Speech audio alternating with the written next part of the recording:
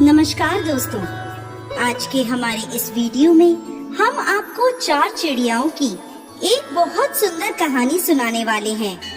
एक समय की बात है, 4 चिड़ियाएं एक पेड़ पर रहती थी। वो एक दूसरे की पक्की सहेली थी। कार्तिक शुरू होने से पहले एक चिड़िया ने 2 औरतों को बातें करते सुना। वो औरतें कार्तिक माह के व्रत, फल और नियम की चर्चा कर रही थी। चिड़िया को सुनकर बहुत अच्छा लगा। उसने अपनी सहेलियों को कार्तिक स्नान के लिए तैयार कर लिया। अब चारों चिड़ियाएं कार्तिक माह में गंगा जी के किनारे एक पेड़ पर रहने लगी। गंगा जी में नहाती, पूजन और व्रत करती। ऐसे ही पूरा कार्तिक माह बीत गया। प्रतिपदा के दिन उन्होंने खिचड़ी बनाने के लिए घी, दाल और चावल इकट्ठे किए और खिचड़ी बनाई। फिर सब नहाने चली गई। पहले एक चिड़िया नहाकर आई। उसे बहुत तेज भूख लगी थी। उसने खिचड़ी की भाप खा ली और सो गई। फिर दूसरी चिड़िया आई। उसे भी नहाने के बाद बहुत भूख लगी थी। उसने खिचड़ी का पानी पिया और सो गई। अब तीसरी चिड़िया आई। उसे भी अब बहुत तेज भूख लगी थी। उसने खिचड़ी खा ली और वो भी दोनों चिड़ियाओं के साथ सो गई। अब जब चौथी चिड़िया आई तो उसने देखा तीनों चिड़ियाएं सो रही हैं। उसे लगा ये तो खिचड़ी खाकर सो गई हैं। उसने खिचड़ी की खुरचन खाई और वो भी सो गई। उसी शाम देवलोक से तूफान आया और वो चारों चिड़ियाएं मर गई। अगले जन्म में जिस चिड़िया ने भाप खाई थी वो राजा के घर राजकुमारी बनी।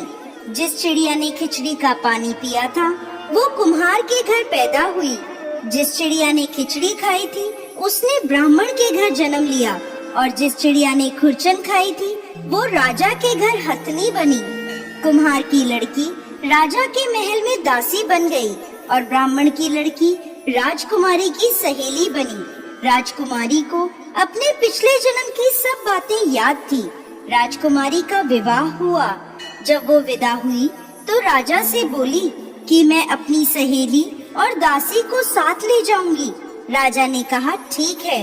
राजकुमारी फिर बोली मैं इस हथनी को भी साथ लेकर जाऊंगी।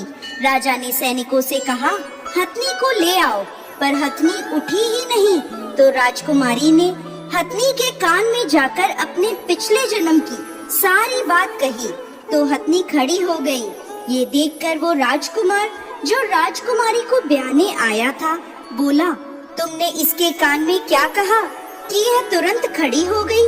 मुझे बताओ तुम कौन हो? राजकुमारी ने उस राजकुमार को अपने पिछले जन्म की सारी बातें बता दी। राजकुमार बोला कि कार्तिक नहाने का इतना फल होता है कि चिड़िया को मनुष्य की योनि मिल जाए, तो हम भी इस वर्ष जोड़े से कार्तिक स्नान करेंगे और खूब दान पुण्य करेंगे। राजकुमार और राजकुमारी ने जोड़े से कार्तिक स्नान किया, जिसके फलस्वरूप इस लोक के सुखों को भोगते हुए अंत में उन्हें बैकुंठ की प्राप्ति हुई।